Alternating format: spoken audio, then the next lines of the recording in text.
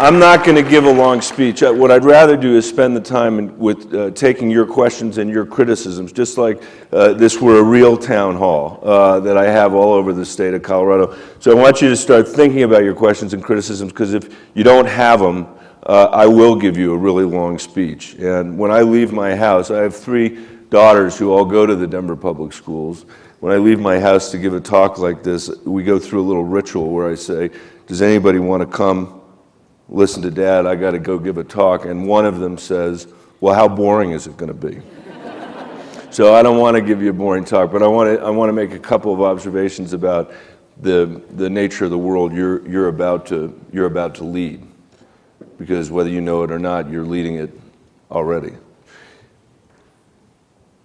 In many ways, we are falling behind our competitors around the world in ways that we were not in the 20th century when Tom and I were graduating from high school. And one big reason for that is we're not doing a good enough job educating people in our K-12 system and preparing people to go to college.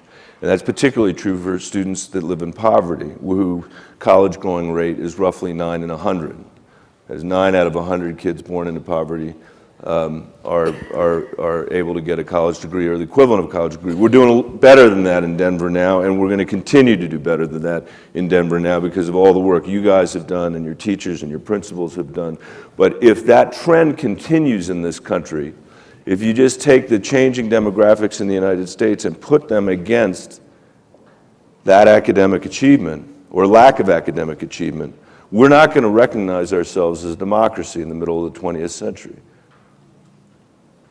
And I think that's the central challenge that we face. And we have a long, long way to go. So, I mean, one suggestion for all of you is that before you get out of here, before you graduate from here, before you go on to whatever you're going to do next, that you've done something to make this the best urban school district in the United States of America. We won't be there by the time you graduate from high school, but your brothers and sisters might be there by the time we graduate from high school, and that's a challenge you can take on immediately. The second thing that worries me a lot, and I think about it all the time, is the widening income inequality that's going on in the United States. We have the worst income inequality in this country that we have had since 1928. Okay, that's almost a century ago. And the reason for that is that we got a few people at the very top that are doing very, very well, but everybody else is actually earning less in this decade in inflation-adjusted dollars than they were in the last decade.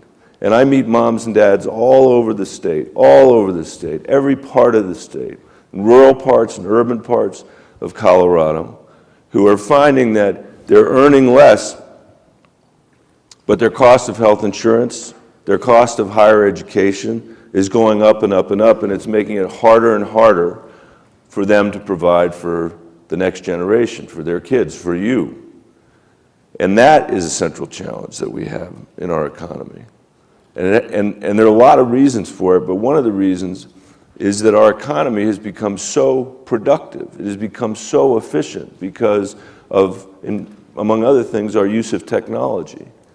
And that's moving so fast, and it's displacing people that otherwise were working in jobs in manufacturing and other kinds of things that were paying a wage you could really live on, a wage you could put a retirement away or invest in your children's future. So we need an economy that's creating jobs and also driving income up rather than down. And my view is that the way we're going to get there is through companies that are started next week and the week after that and the week after that, not through enterprises that have been around for 100 years, because those enterprises have become so productive, they're not actually hiring people, they're not actually producing jobs. And that comes back again to education, because if you don't have an education, you're not going to be able to innovate. You're going to have to rely on somebody else for that job, and it may not be a high-wage job that you're going to want to provide for your family. So that's a big project that all of us need to work on. And Washington, just to close on this, our politics is nowhere up to where we need to be right now. You know, Tom, it's so funny he put Tiananmen Square up there. So amazing to me.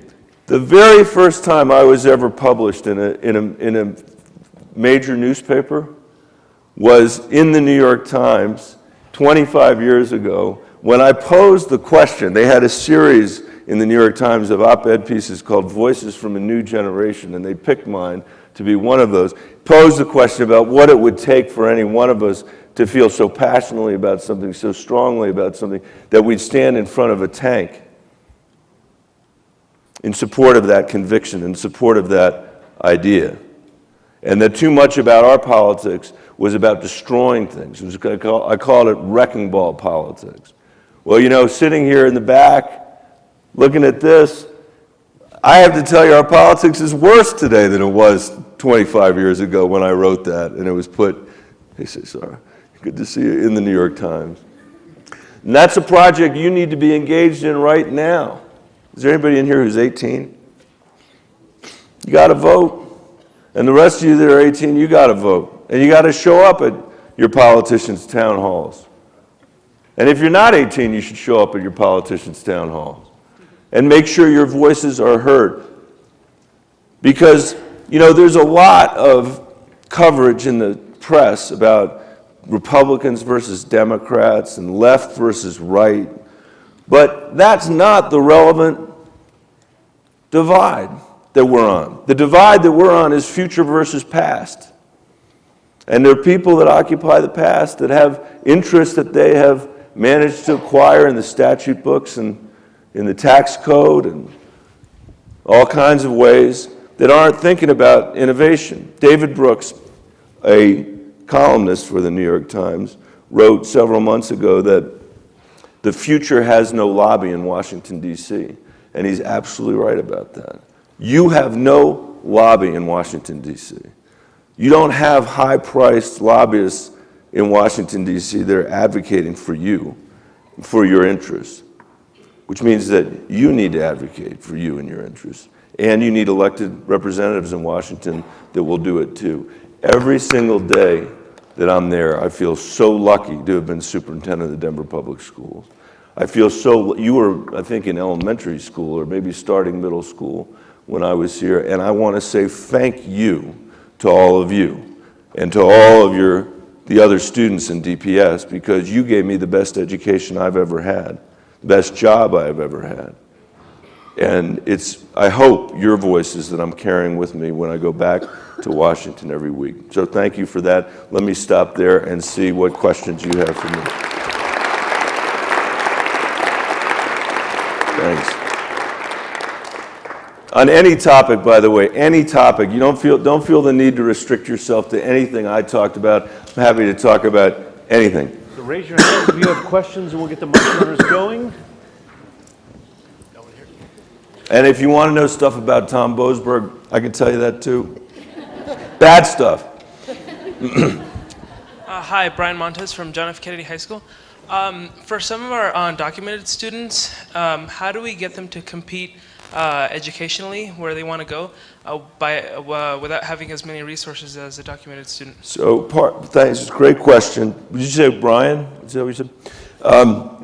We've made some progress on that in Colorado. We passed a bill here called the Asset Bill that allows undocumented students to pay in-state tuition instead of out-of-state tuition, which was a big, big problem. I can remember being at Lincoln High School. Is Lincoln here today? Go ahead, Lancers. Remember sitting there with the college guidance folks there and realizing that school for kids graduating from Lincoln who were undocumented in New Mexico was cheaper than school for them in Colorado. So some of our best students were already leaving the state because they couldn't afford it here. So we've done a little bit in Colorado to fix it. But what we really need to do is pass immigration reform in the United States Congress. I was very fortunate to be part of the so-called Gang of Eight, 4 Democrats and 4 Republicans that negotiated the immigration bill in the United States Senate. We passed it with almost 70 votes in the Senate. It's waiting for action in the House. It provides a pathway to citizenship for people that are here that are undocumented. It's long, but it's a pathway. And for dreamers, for our undocumented students, it puts you on a path, puts them on a pathway of only 5 years to become a citizen in the United States, and they would be eligible for in-state tuition as a result of this legislation. And for people that feel upset about how bad our political conversation is in Washington, and I see people all the time. I happen to be a Democrat, but I'm in many places with Republicans or Democrats. I tell them that in my view, in the 4 years I've been there, the best model, the greatest model of legislative leadership, and we all owe them a debt of gratitude that I've seen in 4 years, was the leadership John McCain, Jeff Flake, Lindsey Graham, Marco Rubio, the 4 Republicans who sat at that table with us for 7 or 8 months to negotiate this immigration bill, because they stepped away from the base of their party to do it. And we owe them a debt of gratitude. I think we will get it passed through the House and get it to the President's desk before, I don't know whether it'll be this year, but certainly before the next presidential election.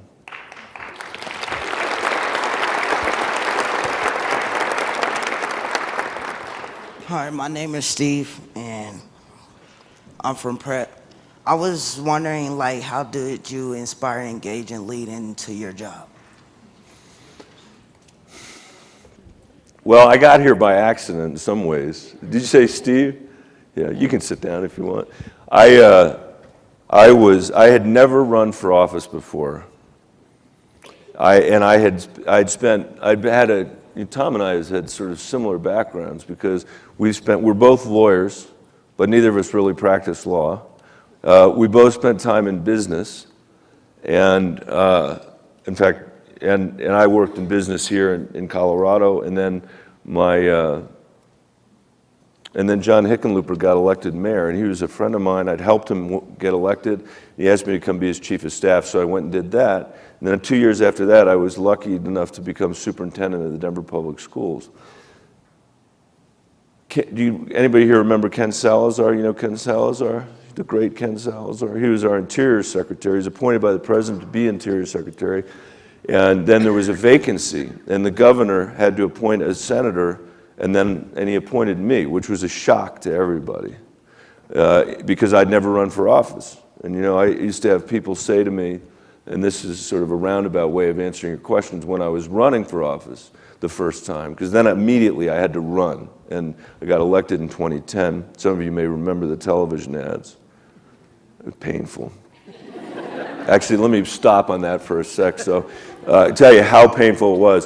When I got appointed, it was a shock to me. I went home and told my daughters that I was going to be no longer their school superintendent, which really bummed them out because they thought they had some control over district policy, like, you know, whether we would close for snow or what was served at lunchtime, none of which was true. But the only thing they wanted, they said to me, because they had seen Sasha and Malia Obama successfully extort a dog out of their father.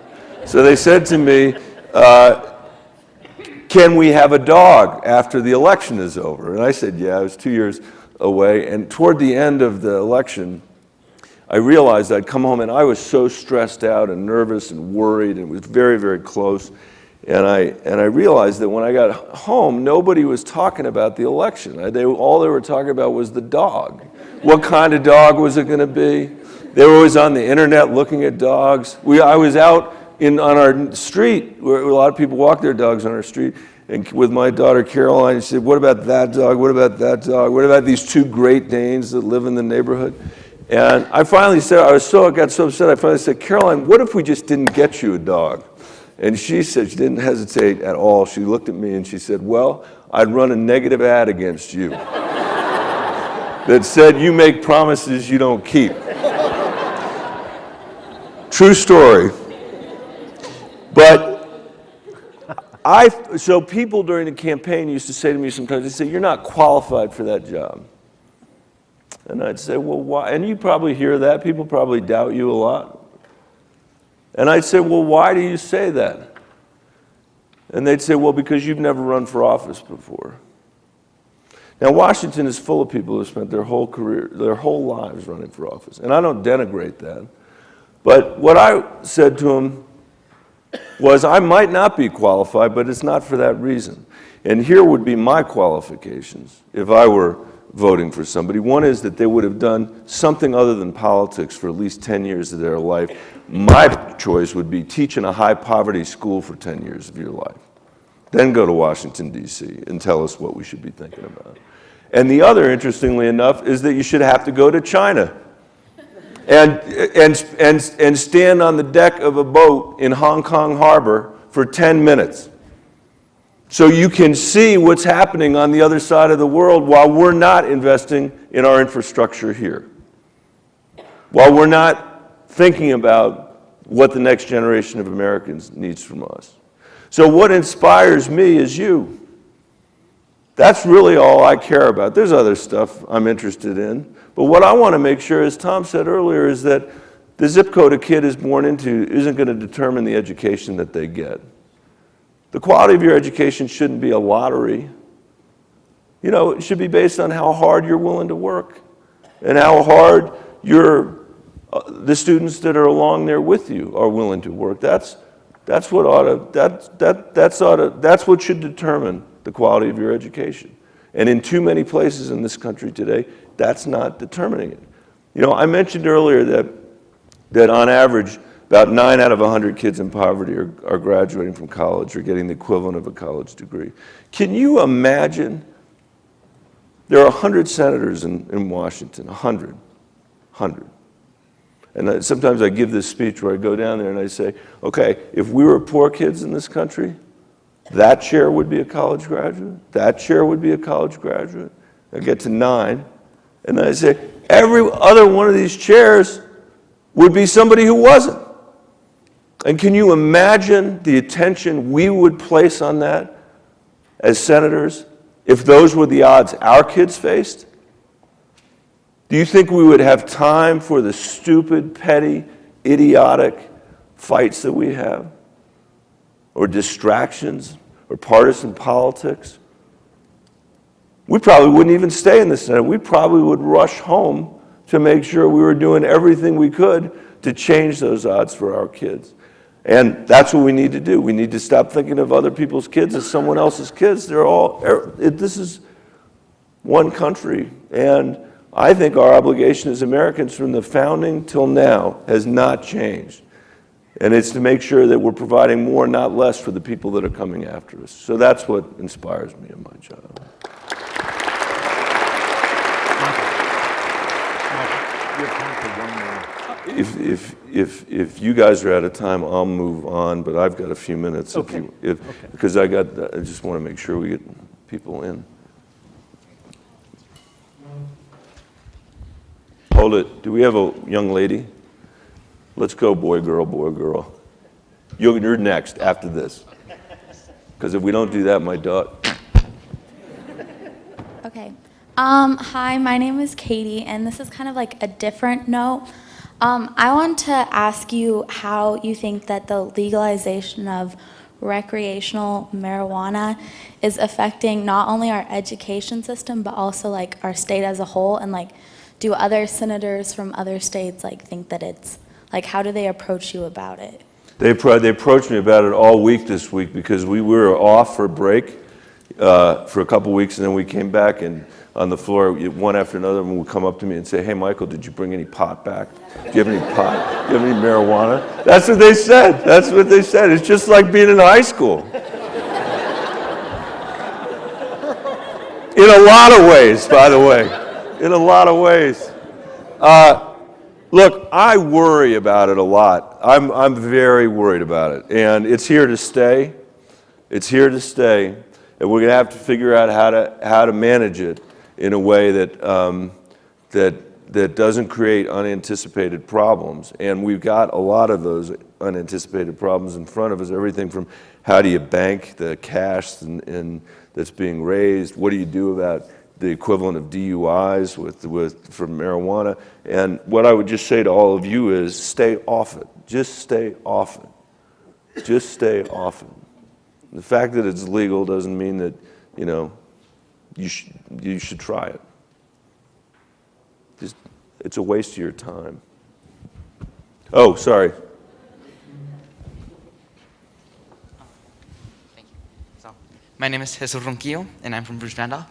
And my question to you is, The Grizzlies. yes, home of the Grizzlies. Home of the So Grizzlies. education is a big topic in government right now. So what are you doing to, promote education amongst your colleagues to, have a better education to the further generations that are coming? So this is, as I said earlier, this is my abiding concern and my main interest, and there are a couple things I'm doing personally. One is we are looking in my office, and by the way, my office has a whole bunch of other people working in it, not just me.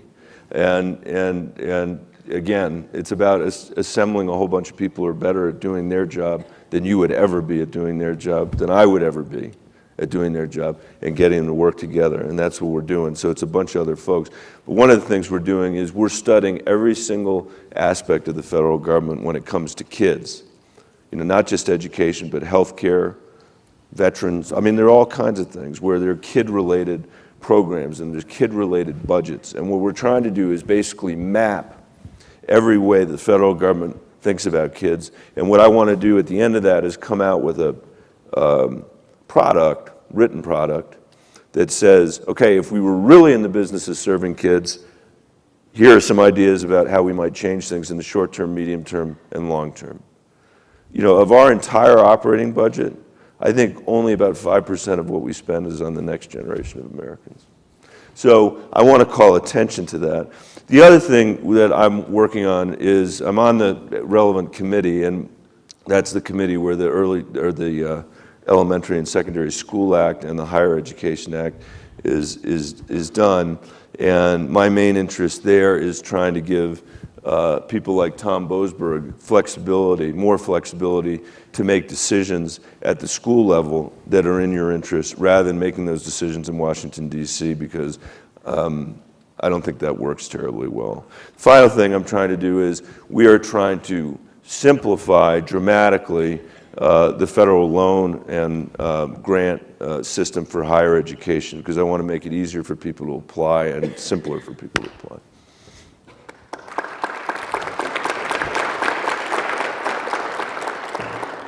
Hi, Alyssa Richardson, and I'm a teacher at George Washington High School. How do you plan on making available resources for all the schools that have the 9 out of 10 students or 9 out of 100 you talk about in poverty that struggle to graduate? Because like my school, we don't have enough resources for the number of students that we serve, but there are some schools in our district that have those resources, so how will you make them equal, I guess? I think that the district, I won't dwell on it, but I think Denver Public Schools has dramatically moved ahead of districts all over the country in terms of thinking about how money follows kids and making sure that money is following kids based, among other things, on income levels, also on English language acquisition and other kinds of things. We have a more transparent system in Denver than any other district I'm aware of in the country, and I can tell you when I first got here that was not the case. And Tom's the one that really did that, both in his prior job and in this job. But as a country, we're not doing it. And so we have this thing, just to come back to the question of what am I working on in education, one of the things I've been working on, we've actually got passed out of the committee, is closing what's called the comparability loophole. I won't bore you with the details of this today, but we are one of 3 countries in the OECD, one of 3 industrialized countries that spend more money on wealthier kids than we do on poorer kids. Well, if you're interested in closing the achievement gap, that doesn't make a lot of sense. And we managed to get that out of the committee, but we haven't got it passed yet in the Senate. So, back, can we get this? Good, go ahead. And then can we get that table over there? Yes. Okay, my name is Brandon Ware. I go to Stripe Prep Excel. My question is an unrelated question about a problem that, besides marijuana, that seems to be recurring in Colorado, especially over the past couple of years, and that is the gun control laws that people are still trying to push through. I mean, it's not as dominant now as it was 6 or 7 months ago, but I don't know, a lot of shootings and violent actings keep happening in schools in Colorado, and like the Aurora movie theater shooting and all that stuff. I don't know. Everybody's arguing every which way about what's going to happen and why guns are evil inventions. My personal opinion is that guns don't kill people, people kill people. But my opinion is that, my question is just, you being a senator, is it something that you talk about a lot? Is there any one direction that it seems to be moving over the past couple of years or so? Yeah, you know, I appreciate the question. This is a very tough issue. It's very, very controversial. And at the end of the day, and it's controversial for a lot of reasons, at the end of the day, it's completely unacceptable that we have school shooting after school shooting in Colorado and across the country. No other countries have school shootings. The United States of America has school shootings, other countries don't. And whatever the cause is, we clearly have a problem with respect to violence in our schools. And the people that can help stop that are you and your teachers and your principals. And we've got to learn from experiences like the Arapahoe High School experience. Claire Davis, who was the young lady that was killed in that shooting, we need to figure it out. And we need to make sure that we've got the kind of counseling in place, mental health in place, security in place to make sure that we don't do it. You know, I think we can change laws. We have changed some laws as a state. But the work really needs to happen in our school communities, I think. Somebody from this table. Well, my name is Brian from Push Academy, and I just want to say thank you, Senator Bennet, for what you're doing right now. And I wanted to ask, was it an issue for you growing up and running for congressman with dyslexia? Thanks. No, it really wasn't, and the reason was because I got so lucky. And again, it shouldn't be a matter of luck, right? We talked about it earlier. I got lucky because somebody in second grade, when my teacher realized that I was having trouble writing and reading, and that in my case was writing letters backwards. And so I got a whole year, right? I can remember the conversation with my parents. It was not a happy conversation to be told that I was being held back because all my friends were going on ahead of me. But I got a whole year of somebody working with me in a lab at the school, you know, and I don't remember what they did, except I remember spending a lot of time tracing letters that were glued. There's sand glued to a piece of cardboard to figure it out, and I did figure it out. You know, there are many people that have much more severe dyslexia than I have. Mine is a pretty mild form, but it just shows you the importance, again, of people looking out for each other and watching out for each other and making sure that we've got systems in place that catch people before they fall behind. If that hadn't happened to me, if somebody hadn't figured that out, I guarantee you I wouldn't be standing here today. So, and every kid in America should have the same opportunity that I had. The opportunity to, you know, follow Tom Boasberg through school. Should we take two more and then I'll get out of your way because I know you got a big program and I don't want to. Oh, I'll come to you in a second. Okay. You pick. I'm not going to pick. I'm Rachel Justice from DC 21, and my first question is really simple. Do you know what our mascot is? Nope. You guys came after I was there. What is it?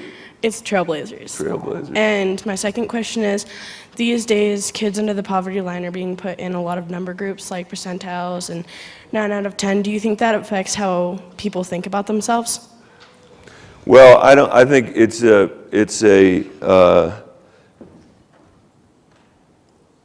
I don't think people should think of themselves as numbers, but I think people need to understand the kind of gaps there are and the kind of outcomes there are. But I also think, you know, one of the things that I learned at Denver Public Schools was we had a whole bunch of individuals that were going to the Denver Public Schools, not a whole bunch of groups of kids. And probably where I learned that the best, or you know, was when I closed Manual High School. I don't know if any of you remember that. And then spent the entire summer going door to door in the Manual neighborhood to register kids in their new school. And with Happy Haynes, who's here, Mike, who's here, we did it weekend after weekend after weekend. And that's an experience, you know, that has had a profound effect on me and the way I think about, you know, our kids, no matter who they are, frankly, whether they're wealthy or whether they're not. All right. Who was it over here? Hello, my name is Kemi Mejia. I'm from Mombello High School. My question Warriors. is... Yeah, Warriors. So my question is about all of education standards, rules, power, money. Like, for example, she was saying that how can we distribute the resources equally? She was saying about wealthy, about thinking what the students think. My personal experience is I come from Mexico. I've been here for the last 3 years, almost 4. And when I was ELA, because I came knowing no English, and I was 9th grade, I didn't have a lot of opportunities. And now as 12th grade, since Mombello is shutting down, for example, if some student needs PE, they have to do it on a computer because we have a gym, we have our campus, we are not able to have access to these programs.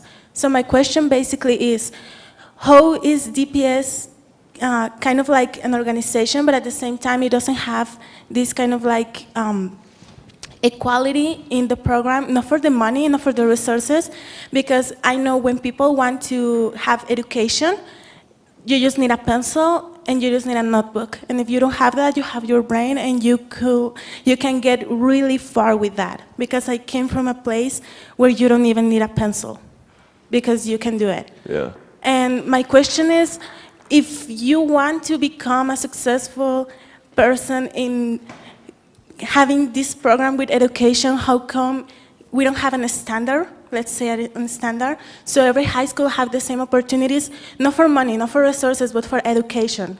So we have kind of like, I have the same English class as the wealthy people. Right. I have the same math class as the wealthy people. Right. I don't have kind of like this class which is lowering the standards because I became from a poor place. Right. So it's a great question. I mean, it's a great way to end. Great way to end.